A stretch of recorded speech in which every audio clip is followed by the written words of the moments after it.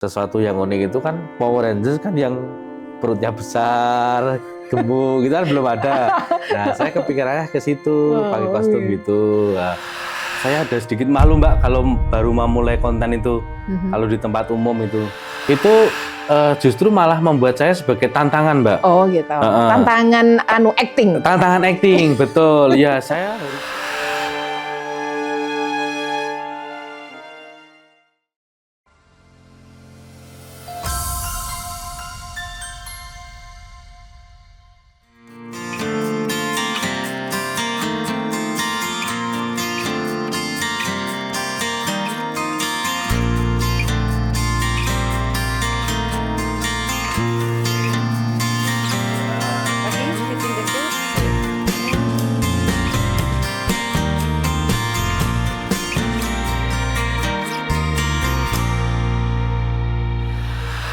Saya salut nih ya dengan perjuangan Mas, karena sebetulnya Mas itu kan masih kerja. Ya. Terus ngontennya kapan? Saya kan kerja pokoknya saya jadi OB Mbak, office boy. Itu dari jam 7 pagi sampai jam 3 sore. Jam 3 sore. Senin sampai Jumat. Untuk Sabtu masuk cuman bebas. Kadang saya masuk malam gitu. Nah, konten saya itu sehabis pulang kerja Mbak, sore biasanya. Sore. Jadi ada waktu jeda setelah pulang jam 3 itu. Nah, konten, begitu konten, des sampai rumah itu jam 7 gitu, baru mandi, nemenin anak-anak belajar, ngomong gitu, istirahat, besoknya kerja lagi. Itu kalau konten sekarang lebih pada harus ada endorse atau konten aja kadang-kadang? Enggak Mbak. Karena basic saya seneng videonan, pokoknya saya itu malah konten-konten biasa aja, konten-konten biasa, nanti narik kalau endorse ya endorse gitu aja. Terus kalau ngelihat dari video-video di TikTok itu ya Mas ya, itu kan Mas ngonten ke tempat-tempat milik swasta ya, ke tempat orang yang bukan endorse, itu kayak gimana, minta izin atau tiba-tiba aja nyelonong atau gimana? Betul, yang saya kontenin, yang semua saya kontenin itu saya izin dulu Mbak biasanya. Mbak, saya bolehkah konten di sini? Nanti saya upload di TikTok. Oh ya, boleh begitu. Oh, gitu ya. Tapi ada yang nggak boleh. Jadi saya juga nggak konten di situ. Gitu. Terus kalau ngonten kuliner ya kebanyakan ya. Kalau tadi lihat di TikTok tuh kuliner itu apa sih, Mas? Berarti kan juga jadi seorang penikmat rasa ya. Nah itu gimana kan? Lagi ketutup itu mulutnya. Biasanya kita permainan kamera. Kalau pas kita mau minum gini, kamera dari belakang, begitu. Tapi Mas kan harus ceritain makanannya enak apa gitu ya? Enggak sampai segitu sih Mbak saya. Cuman biasanya lokasi, di situ ada menu apa aja, yang lagi spesial di situ apa aja. Porsinya tuh segede monster kaiju musuhnya Ultraman. Wah.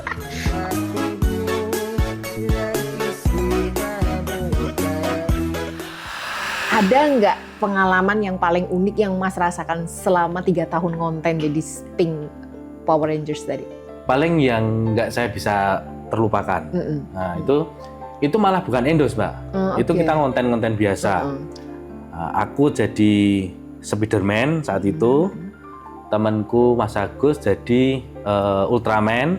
Nah satu lagi ada pedagang cilok Pak Juanso itu pakai Power Rangers. Kalau nggak salah itu Power Rangers hijau, tapi itu emang jualan dia, emang jualan pakai kostum itu. Memang dia cosplay selalu pakai baju itu untuk jualan ciloknya. Apa tadi? Ciloknya itu. Di Jalan Magelang. Nah karena kita konfirmasi, Pak aku justru tak konten yang gunamu ya, bareng-bareng konten. Oh iya gitu. Kita kesana konten. Di situ ada bapak-bapak dari jemput anaknya sekolah. Nah, mungkin orang sekitar situ atau di mana. Di situ anaknya bertanya ke bapaknya, tapi kan saya dengar karena lewat pelan-pelan. Pak itu apa Pak? Itu wong edan. Nah itu di situ. Allah. Ini kisah nyata. Iya. Nah di situ saya ini Mbak, maaf ya. Ya, saya juga mau nangis Mas. Saya maglek Mbak, maksudnya maglek itu. Gitu yang saya tanyain tadi ya Mas ya. Dan kenceng ngomongnya atau bisik-bisik? Kenceng karena saya dengar dan Pak Juanso itu dengar. Di situ saya magleng Mbak. Di situ saya tuh konten ini ya Mbak ya.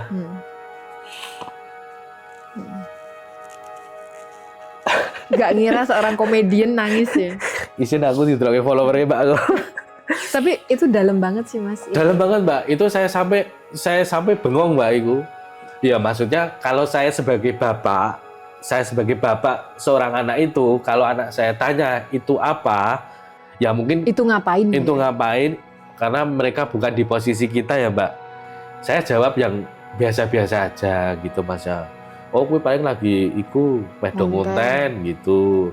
Hari itu wong edan gitu. Gue wong edan gitu. Itu yang paling tidak terlupakan. Yang paling tidak terlupakan. Jadi saat itu saya ngomong bilang ke Pak Juanja itu, Pak, gue rungu Pak. Pak, kamu dengar Pak gitu. Iya, srapopo. Iya, srapopo. Dan piye meneh aku ngono. Nah, kita lanjutin konten gitu. Waktu itu Mas juga tidak mungkin melabrak orang itu juga. Nggak mungkin, kan? Nggak mungkin. Iya. Kalau saya pun mau ngomong, Pak tadi bilang apa itu saya bisa, cuman saya nggak mau, Pak. Saya nggak mau karena dia masih di situ. Kalau saya mau meneruskan, tapi itu saya terima aja, nggak apa-apa. Jadi dipendem waktu itu emosinya. Dipendem, ya.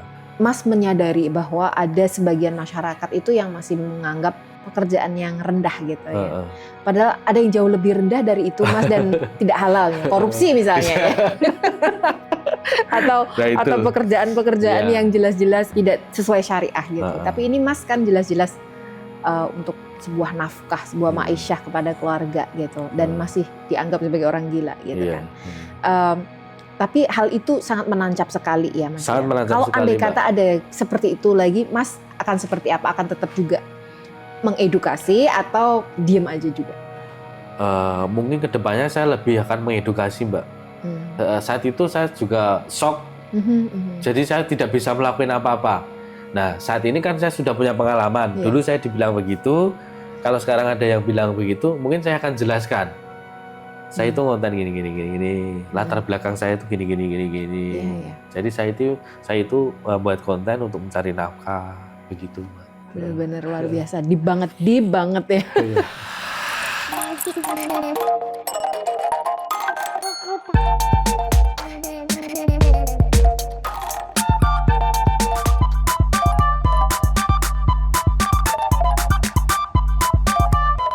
Ora, iki cara konsepe piye Kang? Kate iki gawe untran-untran kaya ngene bentuke iki. Ku coba merayu Tuhan.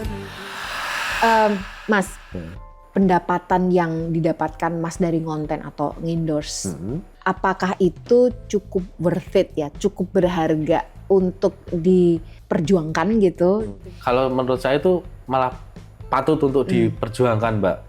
Jadi kita bisa sukses misalnya ya lewat konten-konten gitu, maksudnya gitu Mbak. Sampai kemarin aja dipanggil ke TV swasta ya, konten di tempat TV nasional berkali-kali ya untuk diwawancara ya tentang perjuangannya ya. Artinya Mas melakukan ini dengan passion juga ya. Passionnya memang itu kan bukan hanya karena terpaksa untuk mencari uang, tapi juga ada passion di situ karena Mas pengen mengaktualisasikan artnya Mas ya. Yang bisa mengalahkan itu passion saya itu Mbak saat ini.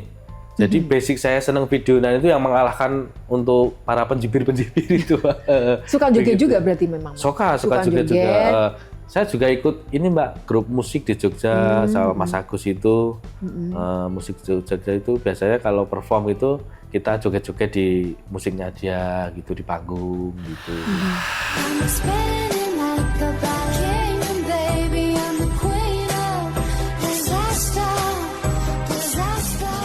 Kita sambut bersama selamanya.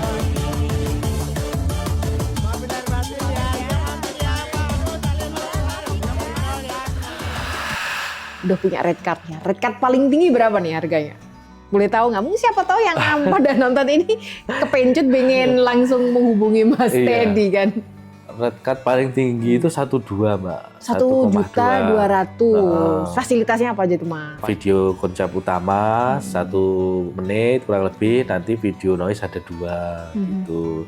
Kalau untuk UMKM gitu, khususnya di Jogja itu kita tarifnya itu red card-nya itu 600. 600, gitu. 500 boleh lah ya, diskon kayak. Boleh, 500 boleh.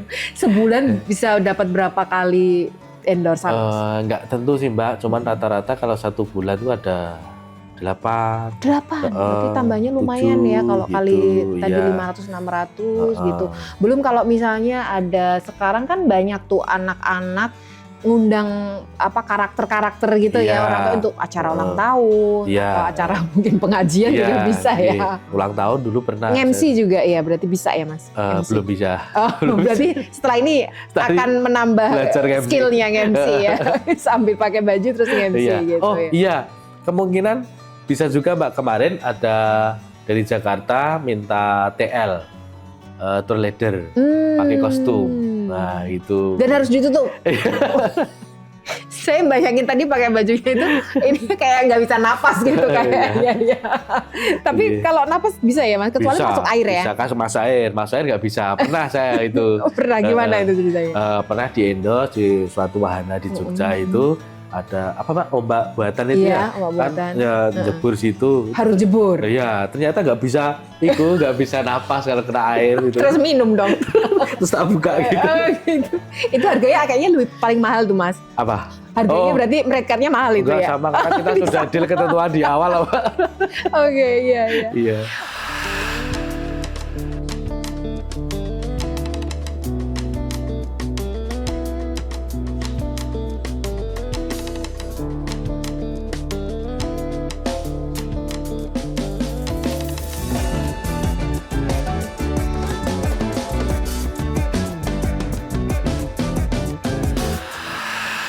Ya pernah berdoa pokoknya semoga iku kedepannya saya lebih ya Allah lebih baik gitu, maksudnya lebih ada tingkatan gitu. Karena anak saya yang nomor 2 itu kalau saya ngonten pakai kostum gitu ini Mbak nggak apa-apa kalau di rumah. Tapi suatu hari itu pernah itu di sekolahan itu ini temennya ada yang tahu ibunya gitu, terus Pak aku isin nang sekolah-sekolahan dilokke bapakku jare iki nganggo kostum Power Rangers Anaknya gitu. yang nomor 2 tadi Iya. usianya kelas berapa? Kelas 1 SD. Kelas Itu 1 SD. bilang bahwa temannya ada yang Dulu mengetahui ya. bapakmu itu ternyata konten sebagai Power Rangers iya dan gitu. lain-lain. Terus anakku sendiri yang menerapkan kalau Dia merasa dirinya saya kok malu ya. Nah, gitu. apa waktu itu Mas yang Mas rasakan? Apakah itu hampir lebih menusuk daripada omongan bapak-bapak yang tadi bilang gitu? Iya Mbak, jadi itu juga saya kepikiran. Tapi sempat nangis nggak waktu anak tuh ngomong sama nangis dalam bapak? hati sih Mbak. Saya Tegar harus, ya? saya di depan anak istri harus tegar gitu. Jadi saya harus ngomongnya gimana gitu. Ya saya bilang aja, oh bapak ini nek nggawa kostum seperti itu konten. Iku dibayar, kok gak sanggup sekolah untuk buku begitu. Gue sanggup sekolah untuk Iya, bekal sekolah buat gitu. jajan Iya, gitu ya. gitu. Tapi anak yang paling terakhir yang masih batita yang takut ya sekarang ini karena memang takut. anak kecil ya, Iya. belum paham ini sebetulnya ayahnya mungkin nggak bisa bedain ini ayahnya. Iya, untuk yang batita itu takut Mbak, kalau saya konten-konten di rumah pakai kostum itu dia nangis takut.